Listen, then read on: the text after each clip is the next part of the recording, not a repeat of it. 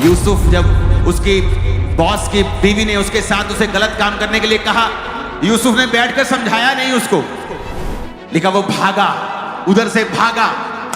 कहता व्यभिचार से भागो, काउंसलिंग करने की जरूरत नहीं है उसको जो तो तुम्हारे पर बुरी आंख रख रहा है। कि मैं चर्च में अपनी सहेली को लेके आया हूं जी, इसको परमेश्वर छू ले। अरे तो दूसरों को बचा, छू लेगा खुदा, इसको नहीं भी छुएगा कोई बात नहीं, हजारों बाहर मरे हुए लोग बैठे हैं, छुएगा उसको, लेके आ उनको। पर कहता संगति उन लोगों के संग करनी है जिनका विश्वास तेरे जैसा है। अगर आपको लगता है आपकी सहेली का विश्वास आपके जैसा नहीं है और वो आपको भरमाती है या आपको गलत रास्तों पे लेके जाती है, आपको डिस्कनेक्ट होना है उससे। वचन कहता है जैसी तेरी संगति होगी वैसा ही तेरा चरित्र बन जाएगा। तो दूसरा पॉइंट आपने सुना कि अपनी जिंदगी से हर एक रॉन्ग कनेक्शन, वो सारे कनेक्शन, जीसस ने क्या कहा बाइबल में?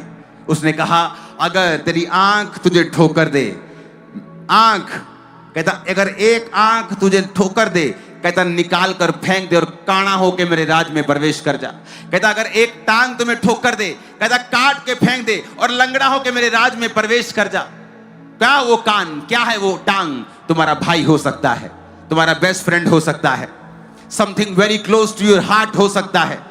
जो तुम्हारी आंख है, तुम्हारा टांग है, जिसके बिना तुम जी नहीं सकते। कहता अगर तुम्हें वो ठोकर देता है, वचन से दूर करता है, यीशु ने कहा उसे काट दे, लंगड़ा हो जा, कोई बात नहीं, प्रवेश कर जा मेरे राज्य में। इससे अच्छा कि दो आंख और दो टांग रहते हुए तू नरक की आग में डाल दिया जाए। जीसस का वचन बड़ा सिंपल है लेकिन पावरफुल है। अपने पड़ोसी को बोलो कनेक्शन सारे गलत आज से खत्म कर देने हैं। आमीन। आपको मालूम है जब आप प्रार्थना करने के लिए बैठती हैं, आपकी पड़ोसन आपके पास आकर चुगलियां करने लगती है, आपको फोन आता है आपकी कजन का और वो आपका 1 घंटा वेस्ट कर देती है। क्या आपको नहीं मालूम उसी आंख की परमेश्वर बात कर रहा है? क्योंकि शैतान चाहता है कि तुम प्रार्थना से दूर रहो, तुम ऐसे कनेक्शंस में फंसे रहो जहां वो तुम्हें रोके रहे और उस लाइफ तक कभी ना पहुंचने दे।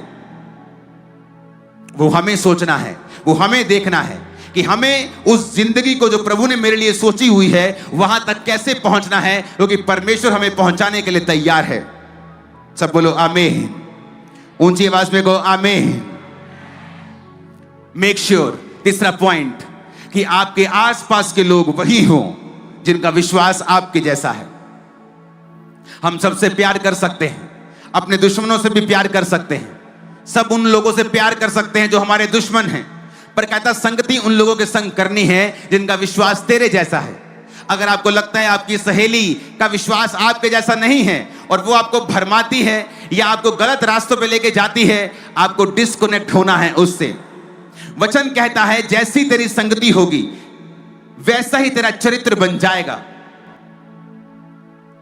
आप इतने मजबूत मत बने कि शैतान के सामने जाएं और कहें कोई बात नहीं मैं बड़ा स्ट्रांग हूं। आप रोज शराबियों के बीच में बैठे और कहें नहीं नहीं मैं बड़ा स्ट्रांग हूं जी, मैं नहीं पीता। 6 महीने में आप पीने लगेंगे। यीशु ने कभी नहीं कहा, उसने कहा शैतान तेरे पास आएगा तो मैं तुझे बचाऊंगा। यूसुफ जब उसकी बॉस की बीवी ने उसके साथ उसे गलत काम करने के लिए कहा, यूसुफ ने बैठकर समझाया नहीं उसको, लिखा वो भागा, उधर से भागा। कहता व्यभिचार से भागो, काउंसलिंग करने की जरूरत नहीं है उसको जो तो तुम्हारे पर बुरी आंख रख रहा है।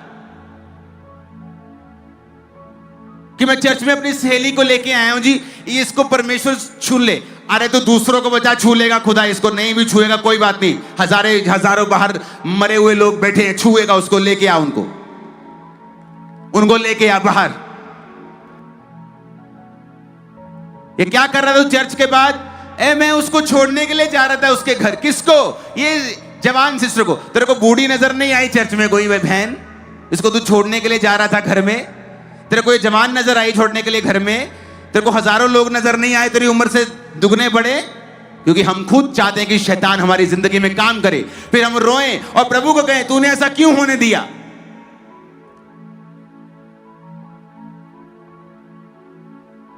यूसुफ ने जितना मर्जी, वो आत्मिक था, दर्शन देखता था, प्रोफेटिक वरदान उसके ऊपर थे, फिर भी कहता वो भागा। उसने काउंसलिंग नहीं की, उसकी समझाने की कोशिश नहीं की, वह विचार से भागा, कहता वो। आप शराबियों के बीच में नहीं बैठ सकते, आप दो उनको वचन। मैं उनको वचन देता हूं, मैं उनसे नफरत नहीं करता हूं। चर्च में शराब पी के लोग आ जाते हैं, मैं नफरत नहीं करता हूं। वचन दो, परमेश्वर के बारे में बताओ, उन पे प्रार्थना करो, उन्हें प्यार करो, उन्हें हक करो। संगति करने के लिए परमेश्वर ने नहीं कहा है, क्योंकि जैसी तुम्हारी संगति होगी वैसे तुम्हारा जिंदगी हो जाएगा। परमेश्वर ने कहा तुम रेत के समान हो। रेत को औरतें रेत को लेती हैं और बर्तन को साफ करती हैं। रेत बर्तन साफ करती है, खुद गंदी नहीं होती। तुमको साफ करना है दूसरों को, लेकिन यह भी ध्यान रखना कि तुम खुद गंदे ना हो जाओ। Hallelujah, hallelujah. क्योंकि ये वही रोकने वाली वस्तुएं हैं, उलझाने वाले पाप हैं, जो एक विश्वासी को उस ड्रीम लाइफ से दूर रखते हैं जो खुदा ने उनके लिए सोची होती है। और फिर वो बोलते हैं हमारी लाइफ में परमेश्वर की मकसद पूरा क्यों नहीं हुआ, हमारी जिंदगियां आम विश्वासियों की जैसी क्यों हैं, हमारी जिंदगियां दूसरे अन्य जाति लोगों की तरह क्यों हैं, उनमें और हम में कोई फर्क नजर क्यों नहीं आता। क्योंकि उनमें और तुम्हारे चरित्र में भी कोई फर्क नजर नहीं आता परमेश्वर को। इसीलिए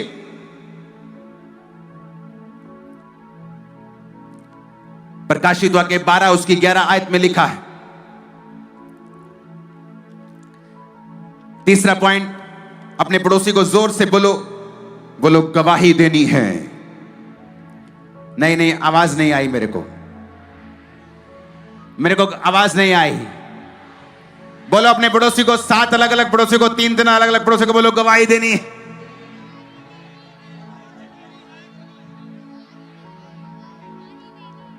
बोलो अपने पड़ोसी को, नहीं, बोलो जोर से। आमीन। प्रकाशित वाक्य 12 उसकी 11 में लिखा है, वो मेमने के लहू के कारण और अपनी गवाही के वचन के कारण उस पर जयवंत हुए। उन्होंने अपने प्राणों को प्रिय ना जाना, यहां तक कि मृत्यु भी सह ली। आपको परमेश्वर एक गवाही देता है, नशे की गवाही दे दी, अब उसको कहता रोज देना है। वो तुम्हारे लिए एक हथियार है।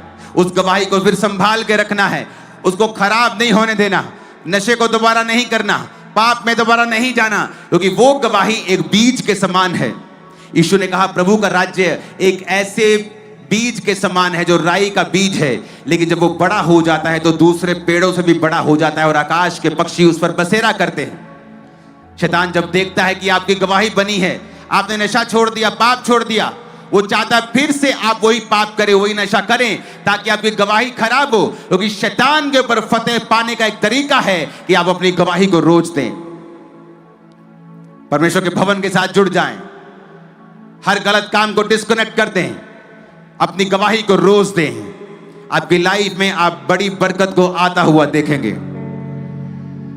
अगर आप रोज अपनी गवाही को देंगे तो याद रखो परमेश्वर का आत्मा आपकी जिंदगी में बड़े कार्यों को करेगा। जब आप गवाही देते हैं तो क्या होता है, आप इनडायरेक्टली ये बोल रहे हैं कि मेरी जिंदगी का मालिक प्रभु यीशु मसीह है, मेरा ध्यान रखने वाला प्रभु यीशु मसीह है, मेरी जिंदगी के लिए रिस्पॉन्सिबल प्रभु यीशु मसीह है। जब आप गवाही देते हैं, आप इनडायरेक्टली अपनी लाइफ को परमेश्वर के हाथों में सौंपते हैं और आपकी जिंदगी फिर सेम नहीं रहती है। अपने पड़ोसी को बोलो गवाही देना है रोज। संगति ढूंढनी है जिनका विश्वास तेरे जैसा हो, बल्कि और अच्छा हो। हर एक कनेक्शन को जो शैतानी है उसे खत्म कर देना है। परमेश्वर के भवन में जाना है, गवाही को देना है। ऊंची आवाज में कहो आमीन।